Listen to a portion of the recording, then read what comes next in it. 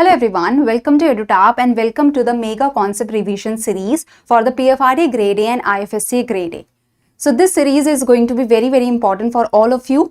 You will be able to check your level of preparation, that how much you have prepared till now. In this series, we are going to discuss multiple MCQs through which you are going to revise the concepts as well as you are going to understand the typical and difficult concepts also, okay? So you can check your level of preparation through this series and you can understand that what kind of questions actually come in the examination, and you can know your mistakes that you are making in the competitive environment in the time bound manner. If you are giving the answers of the MCQs, what mistakes you are making, that you can check. This is for the different subjects. For economics, first there are going to be 3 parts for economics, then there will be 3 parts for your management, pension, finance and such subjects, okay? So all these subjects you will get like the MCQs in this mega revision series, mega concept revision series, where we will be discussing the concepts and we will be doing the revision through the MCQs, okay? So this is going to be very important for all of you to check your level of preparation, to understand the type of questions that come in the examination, as well as to understand what mistakes you are making and to revise the important concepts, okay? Give me a thumbs up if I am clearly audible and visible to all of you. So give me a thumbs up. And this series is very important. I hope you are not missing out in this series, and do give the answers of the questions and do mark which questions you are marking incorrect so that you can correct your mistakes in the coming sessions, okay? So let's start with this session, but before that, let me show you a very big surprise for all of you. So this is the free ebook that EduTap has launched for all of you. This is for the PFRDA Grade A, where you are getting the decoded syllabus, the detailed syllabus. So the PFRDA Grade A syllabus is provided in the notification itself, but if you want to know about the subtopics that are present in the topics and the additional topics that you should be focusing on, so this is the guidebook for all of you. This is the ebook for all of you, where you are getting the decoded syllabus, where you are getting the detailed subject wise breakdown of the syllabus, okay? So this is going to be very important for all of you to understand about the syllabus, to understand that what subtopics actually are there that you have to focus on, okay? Now moving forward, there is another surprise for IFSCA Grade A students also, that who are preparing for the IFSCA Grade A. So if you there is a link given in the description box below. The link is given in the description box below. So if you tap on the link, you can get this free ebook for your previous year questions for IFSCA Grade A, okay? So if you want to see the previous year papers for 2023, 2024, so the previous year papers are provided to you in the description box below. The link is given in the description box below and you can access this free ebook that is going to help you a lot. This previous year papers are going to be your guiding light in understanding that what kind of questions come in the examination, and for you to go in the right direction, the previous year papers are going to help you a lot, okay? So this is for the IFSCA Grade A students who are preparing for the IFSCA Grade, okay? So do go in the, for the PFRDA Grade A syllabus, decoded syllabus also, you can check the link in the description box below, and for the IFSCA also you can check the link in the description box below, okay? Now moving forward with the first question. So this is the first question in front of you. Try to answer this question. Now you have to give the answer in the limited time frame. So here you can see the timer. So do try to answer the question in the limited time frame. The question is regarding the ideas of the classical economist, and here you have to tell me that which of the ideas is not correct or which of the ideas is not given by the classical economist. So try to answer this question.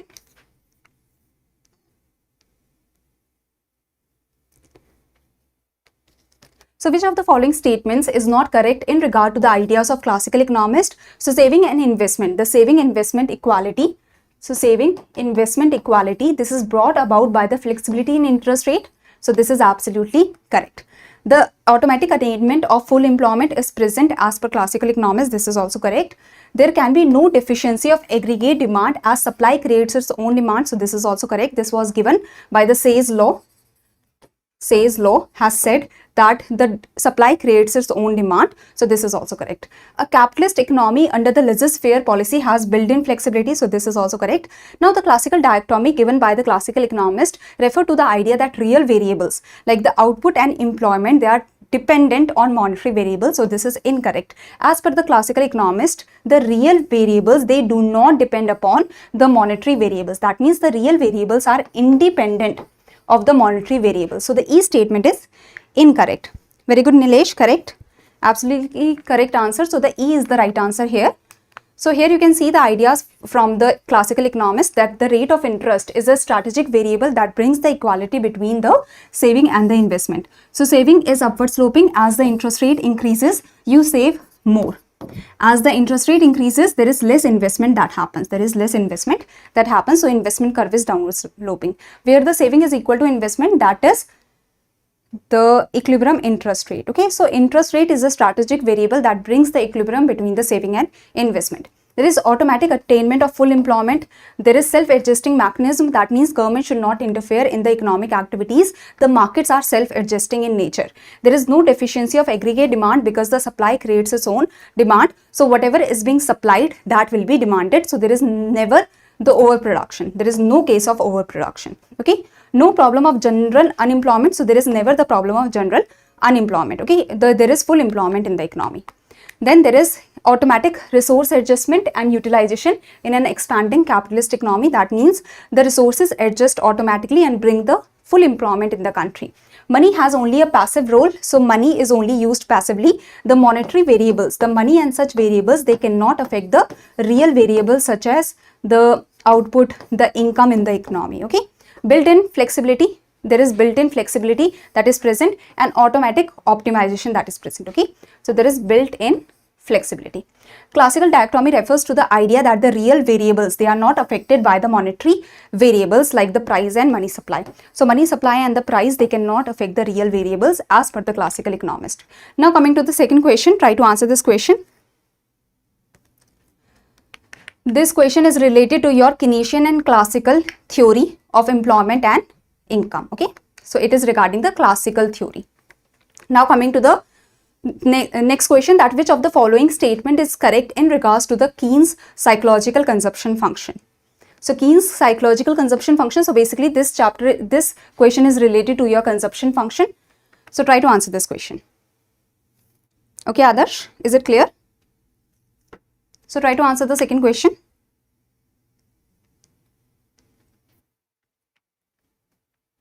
So here the Keynesian psychological consumption function, this is consumption is equal to autonomous consumption plus BY.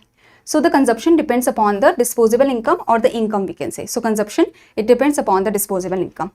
A is the autonomous consumption. A is the autonomous consumption. That means even when the income is zero, there is some consumption that is happening. So that is autonomous consumption.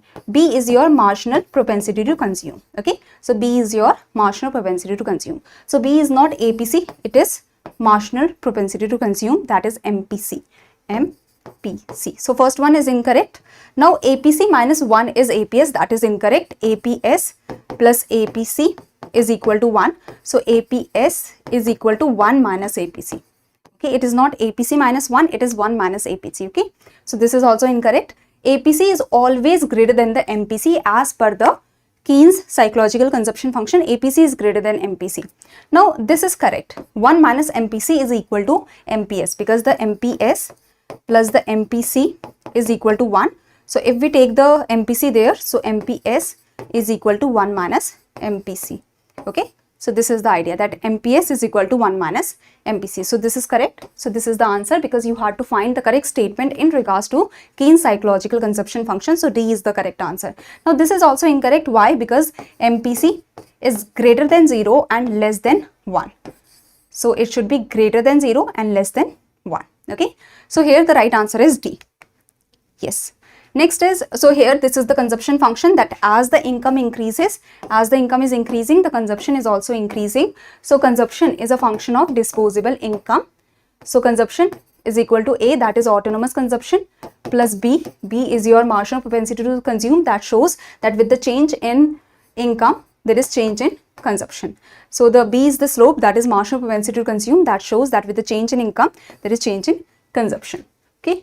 Now, this is the idea that MPC, it lies between 0 and 1 and the MPC is usually constant. The APC is decreasing as the income is increasing. As the income increases, the APC decreases. Average propensity to consume decreases. APC is decreasing and MPC is constant, but still the APC is greater than the MPC. Okay, so this is the idea.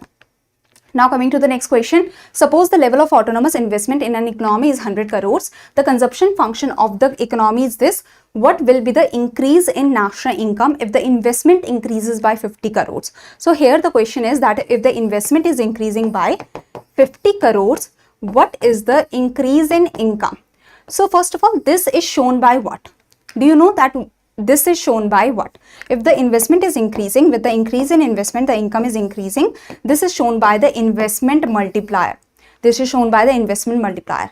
So your investment multiplier shows you that with the increase in investment, there is an increase in income, and the formula of investment multiplier is what? The basic formula of investment multiplier is 1 upon 1 minus MPC, right? So what is MPC? This is MPC, right? So consumption function is autonomous consumption plus BY. So consumption is equal to 100 plus 0.75 by here. So B is 0.75 and B is what? It is MPC, marginal propensity to consume. So MPC is 0.75. So this is how much? 1 upon 0.25. So that is 4. That is 4. So the investment multiplier is how much? It is 4. The investment multiplier is 4. So if the investment multiplier is 4 and the change in investment is 50, so change in income will be 4 multiplied by 50. So change in income divided by change in investment is equal to investment multiplier, that is 4. That is 4. So change in investment is 50. So 50 multiplied by 4 is 200. So answer will be change in income will be 200 crores. Okay, yes. So I am getting the right answer. Absolutely correct. Okay. So change in investment with change in income is equal to investment multiplier, that is 4. So change in investment is 50 is equal to 4. So change in income is 50 multiplied by 4, that is 200. Okay.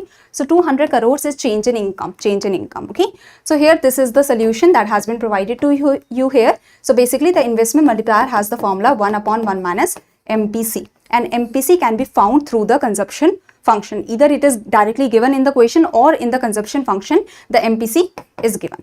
Next question is that if the marginal propensity to consume, that is if the MPC is increasing, what will happen to the multiplier? Will it increase? Will it decrease? As well as when the MPC is increasing, what will happen to the consumption function? Will it become flatter? Will it become steeper? So try to answer this question. A direct question is there. So try to answer this. So an increase in MPC, an increase in marginal propensity to consume will increase the multiplier. So whenever the MPC is increasing, the multiplier is also going to increase. If the MPC is decreasing, the multiplier is also going to decrease. Okay, so this is the idea. So now the consumption function will become steeper. So when the MPC is increasing, so this is the consumption function. The consumption is equal to autonomous consumption plus BY. So B is the slope. The B is the slope. That is the slope of this consumption function.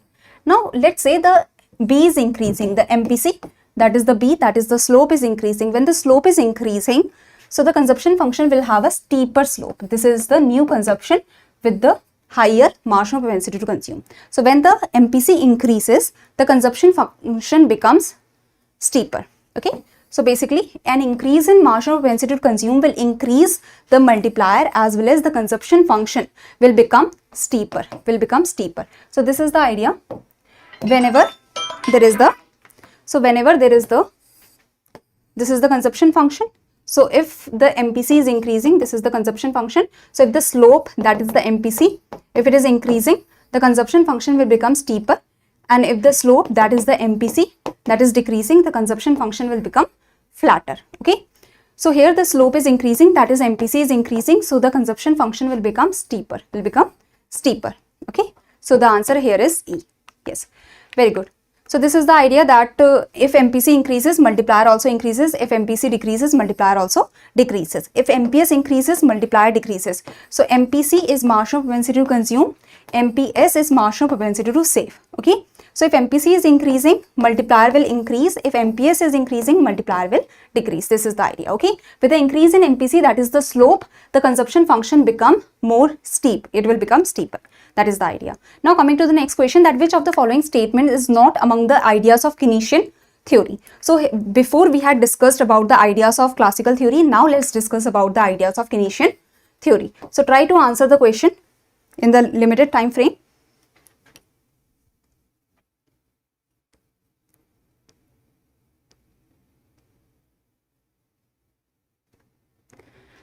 So Keynes assumed that the investment is autonomous of the level of income and depends on the marginal efficiency of capital and interest rate. So this is correct.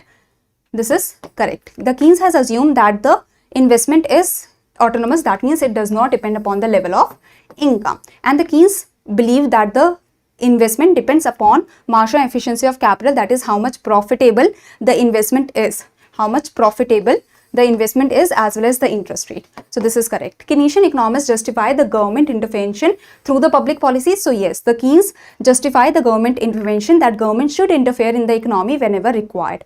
Price and especially wages are considered rigid by Keynes. So Keynes has given the short run consumption function. The Keynes has given the short run theory. So Keynes has assumed that the prices and especially wages, they are rigid in the short run, or they respond very slowly to the changes in supply and demand. So the prices and wages, they are rigid, not flexible. Aggregate demand is influenced by many economic decisions by the public and private. So yes, the demand, it is affected by the government's decision, the decision of expenditure by the government, as well as by the private decision, that how much I want to consume, how much I want to invest. So aggregate demand depends upon the public, that is government's decision, and the private decision also. Effective demand is where the aggregate supply is equal to aggregate demand. So equilibrium, where the aggregate supply is equal to aggregate demand. This is the equilibrium point where there is effective demand. Okay, so this is the idea, that aggregate demand is influenced by many economic variables, the public and private. So government also affects the aggregate demand. Price and especially wages, they respond slowly to the changes in supply and demand, and they are more or less rigid in nature, the prices and wages. Changes in aggregate demand, whether anticipated or unanticipated, they affect the output. Okay, so even if the anticipated or known change is happening in demand or unknown changes happening in demand, there is the output that changes. So if demand is increasing, the production increases usually. Okay, now effective demand is the demand where the aggregate supply is equal to aggregate demand, and investment depends upon marginal efficiency of capital and rate of interest. So this is the idea. Okay, now coming to the next question, try to answer this question, that if So try to answer this question. If the consumption function is this, then an increase in disposable income by 100 will result in an increase in consumer expenditure by what? So basically try to see this consumption function. Okay, so what is given, that you have disposable income of 100. So if the disposable income, if the income is increasing by 100, so basically income is increasing by 100, how much will be the increase in consumption, that you have to tell. So what is MPC? MPC shows that with the increase in income, there is increase in consumption, right? How much is MPC? Can anyone tell me that how much is MPC? How much is marginal propensity to consume here?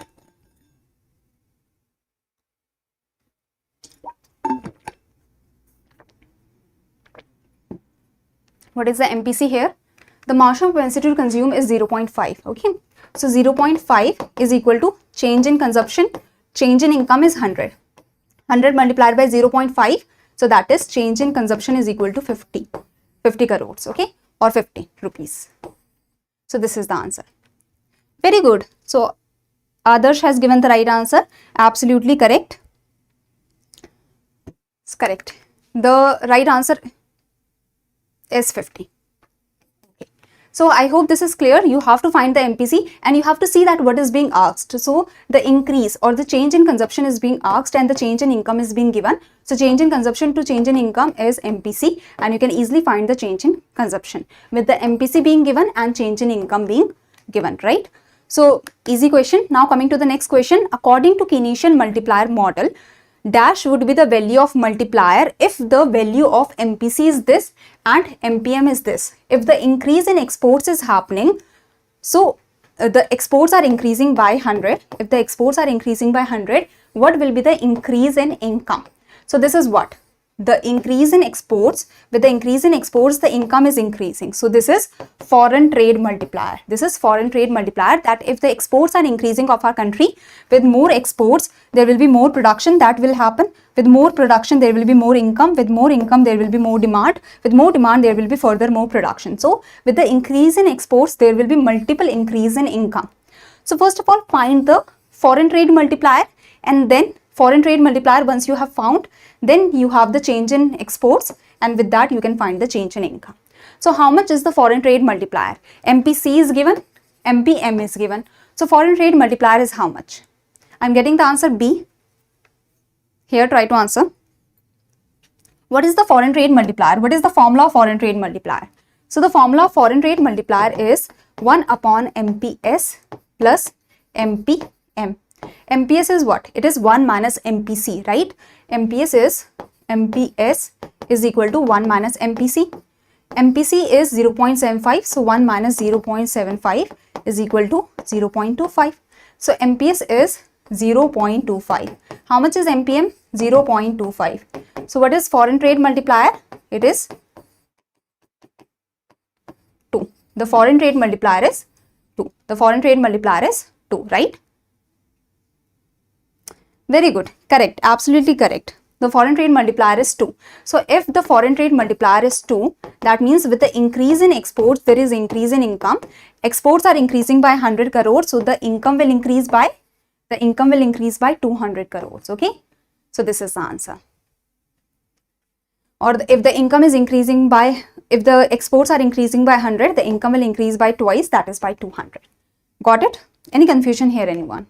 So this is the idea. This is the foreign trade multiplier, the MPS plus MPM. The MPS is 1 minus MPC, remember this, and the MPM is marginal propensity to import, the propensity to import. Okay. So here we have given you the formula, and through that you can easily solve.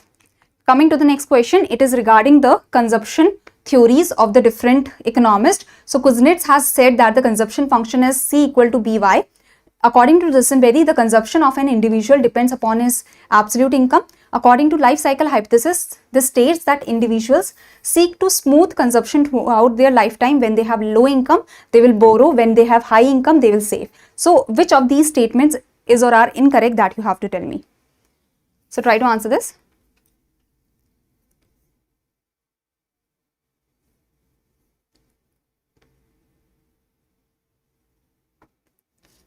So according to Kuznets, the consumption function is consumption equal to BY. This is absolutely correct, because Keynes has said that consumption is equal to A plus BY. This is given by Keynes. Okay. Now the Kuznets said that there is no autonomous consumption. So the consumption is equal to BY. Okay. So this is correct. Kuznets has given this consumption function. Consumption is equal to BY. According to Dusenberry, according to J.S. Dusenberry, consumption of an individual depends upon his relative income. His relative income and not absolute income. Life cycle hypothesis has stated this is correct. This statement is correct about the life cycle hypothesis. So first statement is correct, third statement is correct, only the incorrect statement is 2. So here the answer is B actually. Okay. So the answer is B. The third statement is also correct. Okay. So the first statement is saying that the Kuznets, this is the Kuznets consumption function, this is the consumption function. There is no autonomous consumption function, 0. If the income is 0, the consumption is also 0. Okay. This is the Keynes consumption function, where you have autonomous consumption. At the 0 level of income, there is still some consumption that you will do to survive. Even if your income is 0, you will borrow the money and you will do the consumption. So this is autonomous consumption. Okay. So autonomous consumption plus BY. As your income increases, the consumption also increases. So this is the consumption function of Keynes. Now Kuznets has said that if your income is 0, you will consume 0. So there is no autonomous consumption, and then B is your MPC, and here the MPC, here the MPC is equal to APC. So in the Kuznets consumption function, the MPC is constant and the APC is also constant. Okay. So remember that the Keynes has said that consumption function is autonomous consumption plus BY. Kuznets has said that your consumption function is BY. There is no autonomous consumption. Keynes has said that APC decreases as your income increases. The Kuznets has said that the APC remains constant even when your income is increasing. Okay. So this is the idea. So this is the difference between Keynes consumption function and Kuznets consumption function.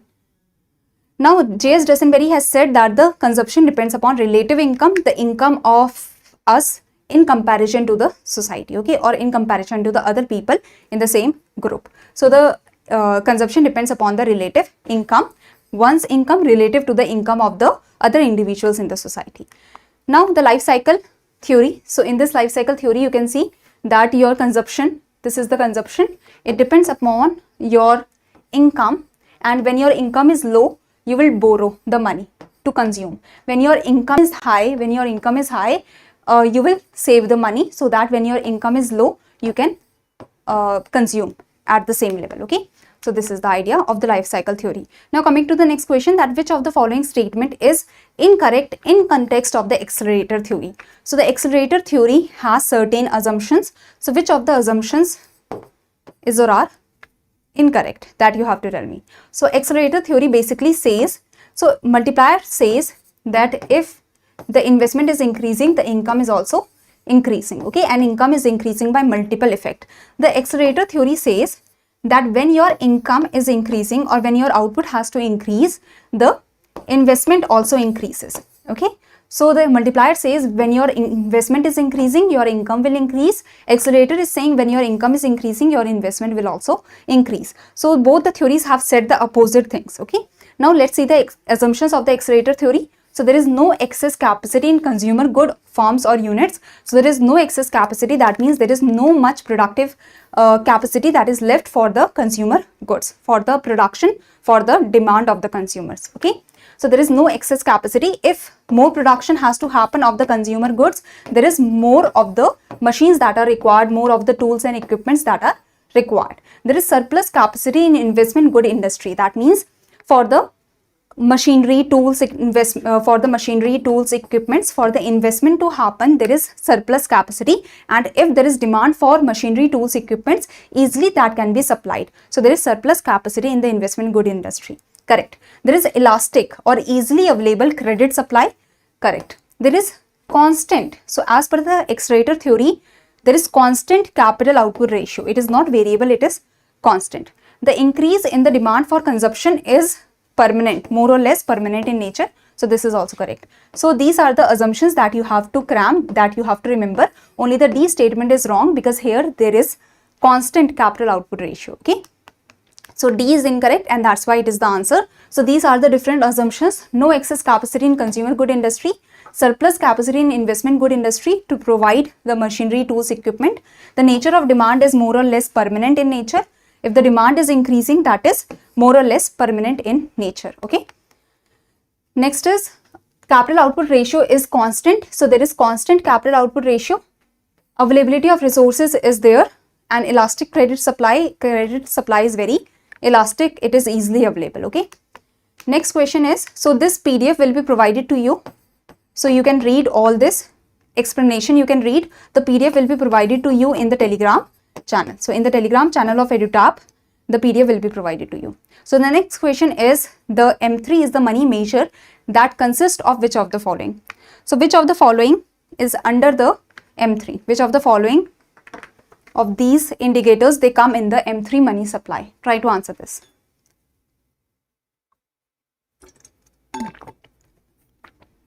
So I hope you remember the formula of M3. So M3 is equal to M1 plus time deposits, okay. So M1 is the currency with public, the demand deposits and other deposits, okay. So M3 is currency with the public, demand deposits and other deposits, and so this is M3 is M1, this is M1 plus time deposits, okay. So M3 is your M1 plus time deposit. So this is 1, 2 and 4, this is M1 plus the time deposit, so this is M3. So 1, 2, 4 and 5. So the answer is D here, okay. Yes, very good, correct. So the answer is D here. So M1 is currency with public, demand deposits and other deposits. So M1 plus the time deposits with the bank, this is M3. So time deposit with the bank are the deposits that is done for a time period that have a maturity period. So the fixed deposits, the recurring deposits, they are the time deposits, okay. So M3 is equal to M1 plus time deposits. Now coming to the next question, try to answer this question. Which of the following statement is incorrect as per Keynes liquidity preference theory? So as per Keynes demand for money theory, as per Keynes liquidity preference theory, which of the following statement is incorrect? That you have to tell.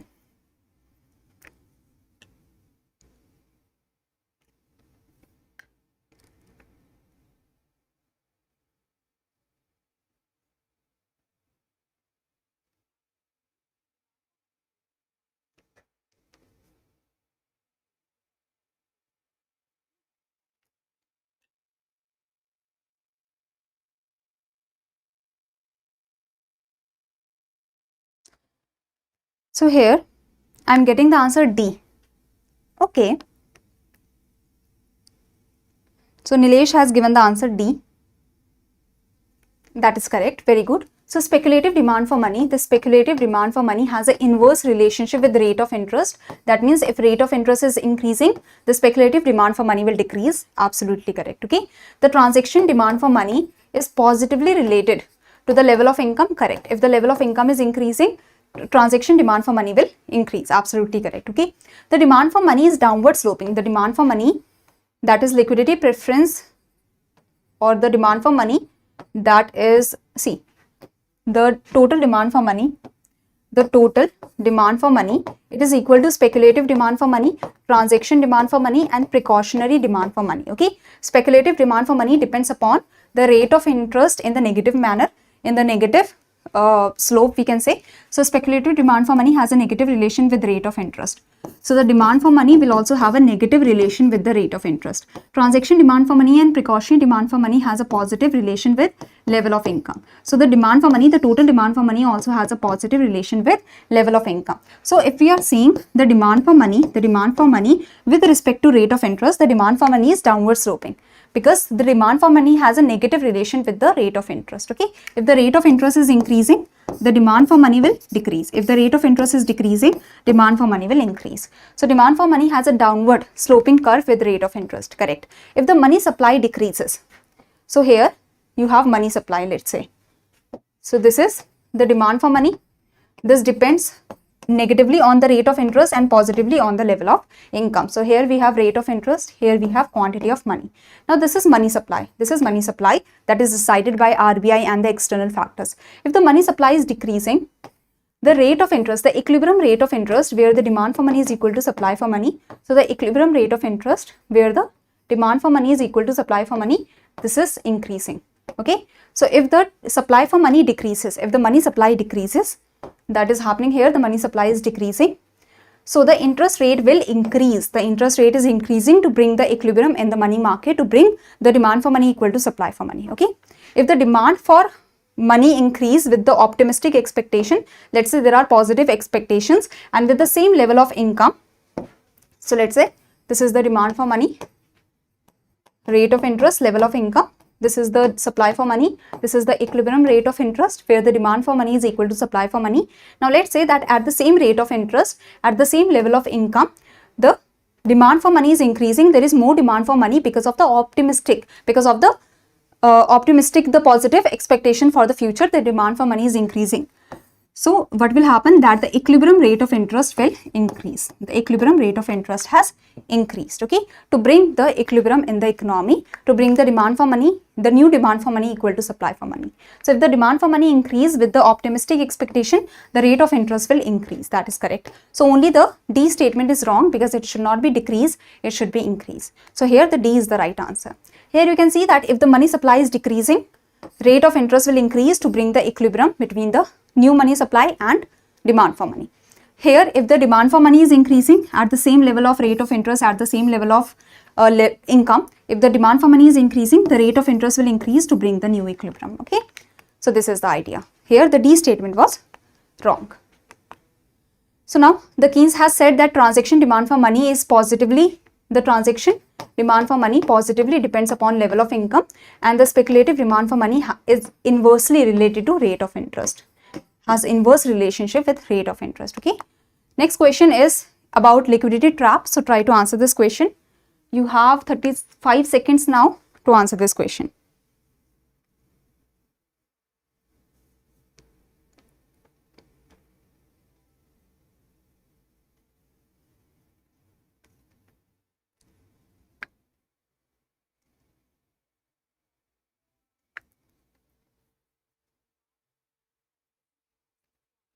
So here, if the economy is in the liquidity trap,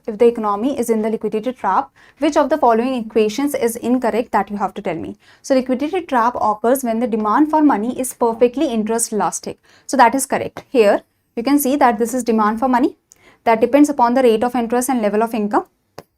So now when the demand for money is horizontal, so here the demand for money is perfectly interest elastic. Okay, so demand for money is horizontal, it is in the liquidity trap. That means whatever the money supply, so at very low rate of interest, the demand for money is in the liquidity trap. Whatever the money supply is, the people will want to hold all the money with themselves. Okay, so this is the liquidity trap. Where the demand for money is perfectly interest elastic. Okay, or we can say the demand for money is infinitely interest elastic. Okay, so the liquidity trap occurs when the demand for money is perfectly interest elastic or the demand for money is infinitely interest elastic. Okay, during the liquidity trap, the demand for money is horizontal, so the LM curve should also be horizontal, it should not be vertical. The fiscal policy is effective, it is not ineffective, it is effective while the monetary policy is ineffective. So second statement was wrong, third statement also wrong, only the first one was correct. So you have to tell the incorrect statements. So 2 and 3, that's B is the answer here. Okay, so here B is the answer. The third one is also wrong. Yes, let's see. So here you can see liquidity trap, the demand for money is horizontal in the liquidity trap, so the LM curve is also horizontal. Now when the LM curve is horizontal, you can see that the money supply or the monetary policy. What is monetary policy? Monetary policy affect the money supply. So even if the money supply is increasing, even if the money supply is decreasing, the rate of interest is not changing at all. If the rate of interest is not changing, no effect is being brought. But let's say the fiscal policy is what? The fiscal policy where the government can increase the government expenditure. So if the government increases the government expenditure, the IS curve will shift rightwards. Okay, because the IS curve is affected by the government expenditure. So IS curve will shift rightwards and the level of income will increase. So basically the IS curve is affected by fiscal policy, LM curve is affected by monetary policy. Now here the monetary policy is ineffective because the money supply, increase and decrease of money supply is not able to bring any change in the economy. So LM curve that is dependent upon the monetary policy is ineffective. Monetary policy is ineffective. The fiscal policy that affect the IS curve, that is effective. So if IS curve is shifting rightwards, that can increase the level of income. Okay, that is the idea. Now coming to the IS curve, try to answer this question. So the statements are regarding the IS curve. If you know about the IS curve, you will be able to answer this question. So here the IS curve shows the combination of interest rate and level of income where the goods market is in equilibrium. Okay, where the goods market is in equilibrium. So IS curve shows the combination. So this is the IS curve that shows the combination of rate of interest and level of income where the goods market is in equilibrium. So IS curve, all the points on the IS curve, it shows the combination of rate of interest and level of income, where the goods market is at equilibrium, where the aggregate demand is equal to aggregate supply. Okay, so this is correct. IS curve shows that the level of national income increase when the rate of interest is decreasing. When the rate of interest is decreasing, level of income is increasing to bring the equilibrium in the goods market. That is correct. IS curve is downward sloping. Correct. IS curve shift because of the autonomous variables such as autonomous government expenditure, the autonomous consumption, the net exports. Autonomous investment here means that the investment that does not depend upon the level of income or rate of interest. The lump sum taxes. So yes, IS curve shift. Here we have seen that the IS curve is shifting because of the government expenditure. So IS curve shift rightwards. Remember this clearly, that IS curve shift rightward. There is rightward shift in IS curve whenever the government expenditure is increasing, the autonomous consumption is increasing, or there is increase in net exports, or there is increase in the autonomous investment. That is the investment that does not depend upon the level of income or rate of interest, or when there is decrease in taxes. So there is rightward shift in IS curve when there is increase in government expenditure, increase in autonomous consumption, increase in net exports, increase in autonomous investment, and decrease in taxes. And the IS curve will shift leftwards when government expenditure is decreasing, taxes are increasing, or let's say autonomous consumption is decreasing, autonomous investment is decreasing, or when the net exports is decreasing, then there will be leftward shift in IS curve. Okay, so this is the idea. So if there is increase in the government expenditure, the IS curve should shift rightward. It should shift rightward. Okay, so basically when the government expenditure is increasing, the IS curve should shift rightward. So this is wrong. So all the other statements are correct, only the E statement is wrong. So E statement is wrong here. So you can understand that this is the IS curve that shows the goods market equilibrium where the aggregate demand is equal to aggregate supply. So all the level of income, these are the equilibrium level of income where the aggregate demand is equal to aggregate supply, where the aggregate demand is equal to aggregate supply, So all the level of income are the equilibrium level of income where the goods market is at equilibrium, where the aggregate demand is equal to aggregate supply. So the IS curve shows the combination of rate of interest and level of income where the goods market is at equilibrium, where the aggregate demand is equal to aggregate supply. Now whenever there is increase in government expenditure, increase in net exports, increase in autonomous consumption, increase in autonomous investment, there is increase in aggregate demand and there is increase in the level of income at the same rate of interest. So IS curve shift rightward. IS curve shift rightward because of these reasons, or decrease in taxes. Okay, so this is the cause of rightward shift in IS curve. Now try to answer this question. This is on LM curve. So we have discussed about the IS curve. Now let's discuss about the LM curve.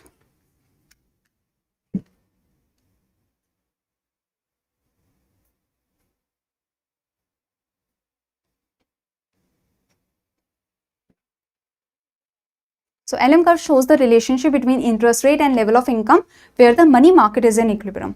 So this is the LM curve that shows the combination of rate of interest and level of income where the money market is at equilibrium. That means LM curve shows the equilibrium in demand for money and supply for money. So LM curve is flatter. The LM curve is flatter. This is flatter LM curve.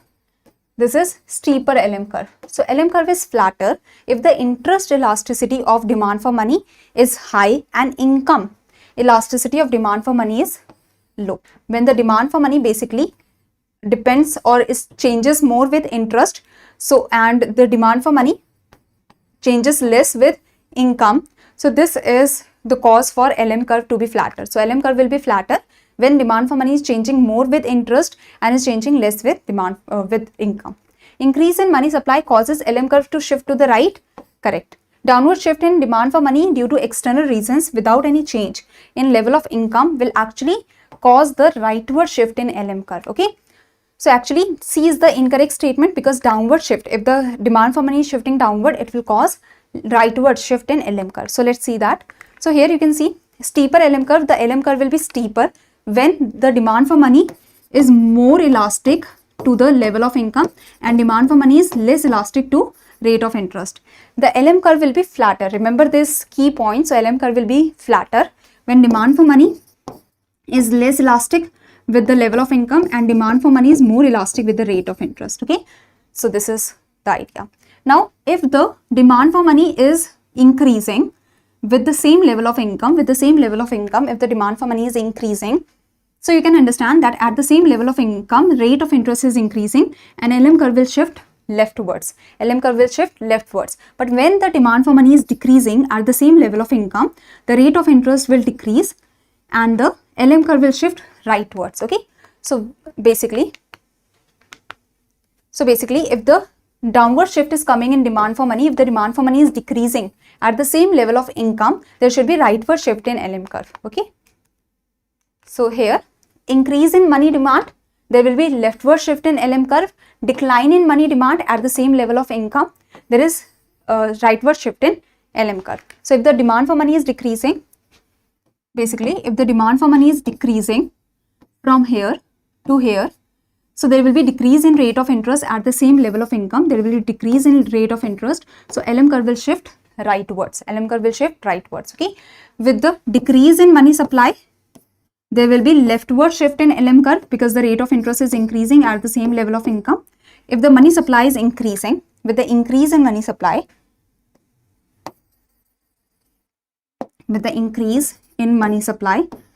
the LM curve will shift rightwards. Okay, so I have given you the key points here. Increase in demand for money at the same level of income, leftward shift in LM curve. Decline in the demand for money at the same level of income, LM curve will shift rightward. Increase in money supply, LM curve will shift rightwards. Decrease in money supply, LM curve will shift leftwards. Okay, this is the idea. Now coming to the last question for today, try to answer this. So is the ISLM model where the ISLM model where the IS curve is downward sloping and LM curve is upward sloping. So IS curve is downward sloping and LM curve is upward sloping. The decrease in the level of income would be the result of. So here we have the equilibrium rate of interest. Here we have the equilibrium level of income. Okay. So the decrease in level of income will be because of what? So here if the government spending is increasing, the IS curve will shift rightwards. So that will cause increase in level of income. So with the increase in government spending, with the decrease in taxes, with the increase in government spending, decrease in taxes, increase in exports, this will cause the rightward shift in IS curve and the income will increase. So this is not possible to decrease the level of income, right? So that means these three options will not be possible. These three options will not be possible. Increase in government expenditure will increase the income. Decrease in taxes will also increase the income, and increase in exports will also increase the income because they will cause rightward shift in IS curve. Now increase in money supply. If the money supply increases, the LM curve, so basically if the money supply is increasing, the LM curve will shift rightwards. So if the LM curve is shifting rightwards, so that is also going to increase the level of income from here to here. So that is also not possible. So this is also not possible. So increase in demand for money. If the demand for money is increasing with the same level of income, if the demand for money is increasing, this will cause leftward shift in LM curve. This will cause leftward shift in LM curve, and with the increase in demand for money, the LM curve is going to shift leftward, and that is decreasing the level of income. Okay, so here you can see that if there is increase in demand for money, with the increase in demand for money, the LM curve will shift leftward, the LM curve will shift leftward, and with the leftward shift in LM curve, there is increase in rate of interest and decrease in level of income. So level of income will decrease, the level of income will decrease with the increase in demand for money. Okay, so this is the idea.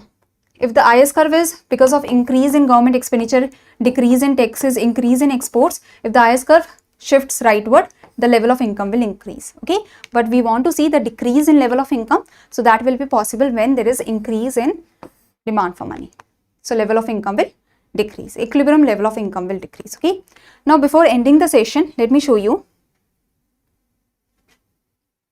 that if you go to edutap.in, you can go to edutap's website, and here in the courses section, you can see the courses that are being provided for the PFRDA Grade A and for the IFSCA Grade A. Also, the courses are going to be launched. Okay, so for the PFRDA Grade A, if you want to see the courses, here you can see that what courses you will be getting, who all will be teaching. Okay, so here you will be getting the comprehensive course as well as you will be getting the comprehensive guidance under this course. So here you can see that for the PFRDA Grade A, there is the silver course that is being provided, and for the there is also gold course that is going to be provided. Okay, so you can buy either the silver course or the gold course as per your requirement. So in the gold course you have the phase 1 plus phase 2. In the silver course you have the phase 2. In the gold course you are getting the complete and the comprehensive preparation you are able to do for the phase 1 and for the phase 2. So you are getting different components here. You are getting concept classes, concept notes, summary sheet, mock tests you will be getting, solve PYQs you will be getting, and here flat 71% off is going on.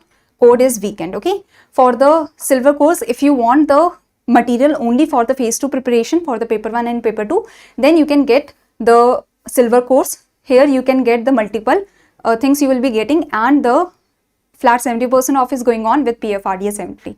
Okay, so like whenever you are trying to buy any course from any institution, remember that do check out that what all you will be getting and who all will be teaching. Okay, so you can see that who all will be teaching in this course, so that you can see, and here you can see that what all you are getting. You are also getting the mentorship with the course.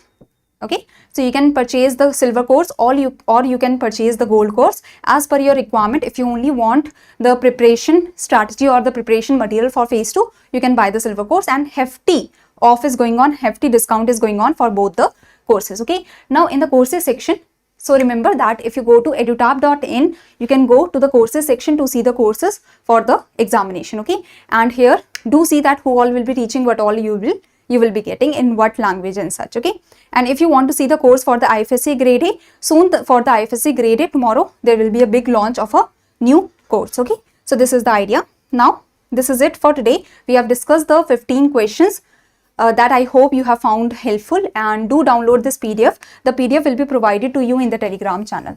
So in the Telegram channel you will be getting the PDF, and the link for the Telegram channel is provided in the description box below, as well as the link for the ebooks, the link for the ebook for your syllabus for the PFRDA Grade A, and the link for the ebook for your PYQs, previous year questions for the IFSCA examination. These link for the ebooks will be provided in the description box below. Okay, so I hope you like the session. So thank you everyone, thank you for joining, and do tell me that out of 15 how many correct answers you have given, as well as where you have made the mistake. Was it because of a silly mistake because you didn't see incorrect or correct, or was it because of the like you are not aware about a concept? Okay, so do analyze that where you are making the mistake, why you are making the mistake. Is it because of your silly mistakes that you are making, or because you are not aware about the concept? So do tell me that how much marks you have got and what kind of mistakes you are making.